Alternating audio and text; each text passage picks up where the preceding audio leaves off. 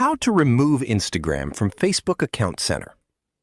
If you want to unlink your Instagram account from Facebook's Account Center, this video will show you how to do it step by step. First, open the Facebook app on your phone. Next, tap the three-line menu in the top right corner and select Settings and Privacy. Then tap Settings. Now, open Account Center and tap Manage Accounts. Find the Instagram account that you want to remove and tap Manage next to it. Then select Move out of this account center and tap Move Account. Tap Yes, Finish Moving to confirm your choice. Your Instagram account will now be removed from Facebook's Account Center and will no longer share account settings through Meta's account management system.